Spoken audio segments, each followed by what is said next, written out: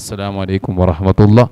സുദീർഘമായി പ്രസംഗിക്കുന്നതല്ല. അൽഹംദുലില്ലാഹ്, അള്ളാഹുവിൻ്റെ അപാരമായ മഹതായ ഫള് കൊണ്ട് ജീവിതത്തിൻ്റെ ഒരു ഭാഗത്തിലേക്ക് ഇവരെല്ലാം കടക്കുന്നു. അല്ലാഹു തആല സ്വീകരിക്കുമാറാവട്ടെ. സാന്ദർഭികം നിങ്ങൾ ഓർമ്മപ്പെടുത്തുന്നു. നിക്കാഹിന് പല ആളുകൾക്ക് ചിന്തയുണ്ടാവും, എന്താ തങ്ങൾ ചെയ്യായിരുന്നു, മൊയ്ലാറ് ചെയ്തെന്നുള്ളത്.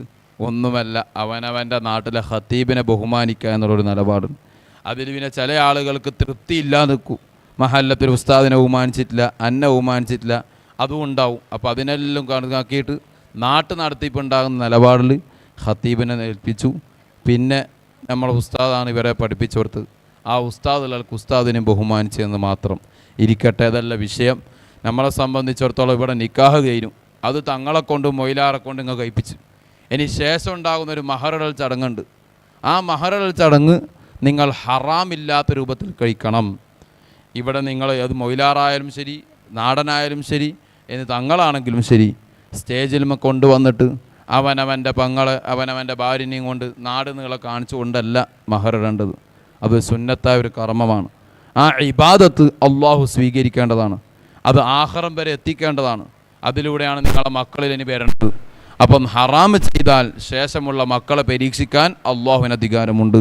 ജനിക്കുന്ന മക്കൾക്ക് കണ്ണില്ല, ചെവിയില്ല, കൈയില്ല, കാലില്ല, cancer, brain tumour, kidney stone, dialysis, ഇതെല്ലാം വരാൻ കാരണം അവനവൻ്റെ ജീവിതത്തിലുണ്ടാവുന്ന തെറ്റാവാം, അല്ലെങ്കിൽ അള്ളാഹു നമ്മൾ ചെയ്ത തെറ്റിനെ അള്ളാഹു പരീക്ഷിക്കുന്നതാവാം എന്നുള്ള ബോധത്തോടുകൂടി സാന്ദർഭികം പുതിയാപ്പിളമാരോട് പറയുന്നു.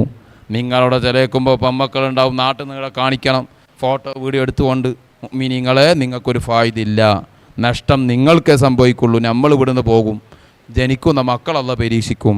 അതുകൊണ്ട് നിങ്ങൾ പറയാ പബ്ലിക്കില്ലാതെ ഒരു റൂമിലിരുന്നിട്ട് ആ പുതിയാപ്പിളയും പെണ്ണിൻ്റെ ഉമ്മയോ അല്ലെങ്കിൽ വലിയാകുന്ന ആങ്ങളെയോ നിന്നിട്ട് അവരെ കൂടെ അല്ലെങ്കിൽ ഒറ്റക്ക് നിന്ന് മഹറിടൽ, അതാണ് അതിൻ്റെ കർമ്മം. അല്ലാതെ നാട് നിങ്ങളെ കാണിച്ചുകൊണ്ട് സ്റ്റേജിൽ കെട്ടിയിട്ട് അവൻ്റെ ഫ്രണ്ട്സിനെയും എല്ലാം കൂടെയുള്ള പെണ്ണിൻ്റെ ഫ്രണ്ട്സിനെ ഇരുന്നിട്ടല്ല മഹറിടൽ. അത് ആരോ പഠിപ്പിച്ച പാശ്ചാത്തലം രാജ്യത്തിൻ്റെ ചെയ്ത രാജ്യം നമ്മൾ ചെയ്യലല്ല കടമ. അത് ആലിമും ശ്രദ്ധിക്കണം, സാധാരണക്കാരനൊരു പഠിപ്പുള്ളവൻ പറഞ്ഞ് മനസ്സിലാക്കി കൊടുത്ത് സാന്ദർഭികം ചെയ്യലാണ്. ഇത് തങ്ങളെ മൊയ്ലാറൊക്കെ നിങ്ങൾ നിക്കാഹിന് വിളിക്കും, പക്ഷേ ശേഷമുള്ള എല്ലാ കോപ്രായത്തിനും ചെയ്തിട്ട് പിന്നെ എന്തിനീ തങ്ങളെ മൊയ്ലാരങ്ങൾ വിളിക്കണം? എന്തിൻ്റെ ആവശ്യം? നിങ്ങൾക്ക് നഷ്ടമാണത്. അതുകൊണ്ട് സാന്ദർഭികം ഓർമ്മപ്പെടുത്തുന്നു. പുതിയാപ്പിളമാറ് മനസ്സിലാക്കുക. നിങ്ങളോട് പറയാനുള്ളത്, നിങ്ങൾക്കാണ് മക്കൾ, അല്ലാണ്ട് നമ്മക്കല്ല. നിങ്ങളെ മക്കൾ നിങ്ങളെ ഉപകാരത്തിനാണ്. അതുകൊണ്ട് പറഞ്ഞ് മനസ്സിലാക്കിയൊക്കെ സ്വന്തം ഉമ്മാനോട് പറയാം, ജ്യേഷ്ഠനോടും പറഞ്ഞു കൊടുക്കുക, അനുജനോടും പറഞ്ഞു കൊടുക്കുക, നിങ്ങളെല്ലാവരും മാറി നിൽക്ക്, എനിക്ക് മഹർ ഇട്ട് കൊടുക്കണം. അതാണ് ദീൻ. അല്ലാതെ തങ്ങളെ മൊയ്ലാരങ്ങൾ നിക്കാഹിനും കുത്തുബക്ക് വിളിച്ചുകൊണ്ടൊന്നും അള്ളാഹ് സ്വീകരിക്കൂല. അതല്ല, അതിൻ്റെ ഒരു ബഹുമാനമേ ഉള്ളൂ. അവനവൻ്റെ കാര്യങ്ങൾക്കും കൂടി ചെയ്താൽ അതിന് ബഹുമാനം ഉണ്ടാവും. അള്ളാഹു എത്തിക്കുമാറാവട്ടെ. അപ്പം ഇവർക്കുള്ള മക്കളെ, ഖിയാമം വരുന്ന മക്കളെ സ്വാലിഹീങ്ങളായ മക്കളെ നീ നൽകണം റഹ്മാനെ. ആണാണെങ്കിൽ ഉഖ്റവിയ ആലിമും, പെണ്ണാണെങ്കിൽ സ്വാലിഹത്തായ മക്കൾ നൽകണം റഹ്മാനെ. എന്നും ബഹുമാനിക്കുന്ന സ്നേഹിക്കുന്ന സയ്യിദന്മാരെ ആലിമിങ്ങളെ ബഹുമാനിക്കുന്ന സ്നേഹിക്കുന്ന മക്കളെ നൽകണം റഹ്മാനെ.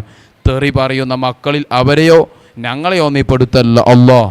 ദുആ നീ സ്വീകരിക്കണം റഹ്മാനെ. ദുആ നീ ഖൈബാക്കല്ല റഹ്മാനെ. ഞങ്ങളെല്ലാം ജദ്ദാത്തവരെ ബർക്കത്തുകൊണ്ട്, താജുൽമൻ്റെയും ബാപ്പാൻ്റെയും അതുപോലെ സയ്യിദ് മദനി തങ്ങൾ അവരെല്ലാം ബർക്കത്തുകൊണ്ട് റബ്ബേ ഈ വരുന്ന ദുരിയാത്ത്, ഖിയാമം വരുന്ന ദുരിയാത്ത് സ്വാലിഹായ മക്കളെ നൽകണം അല്ലാഹ്.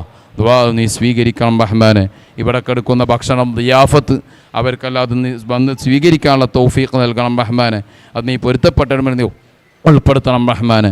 കടമില്ലാത്ത രൂപത്തിൽ ഈ കല്യാണം നിക്കാഹ് ഭംഗിയിൽ നീ കഴിപ്പിച്ചു കൊടുക്കണം റഹ്മാനെ. ആമീന ബിറഹ്മതിക യാ അർഹമർ റഹീമീന ബിഫദ്ലി സ്വല്ലല്ലാഹു അലൈഹി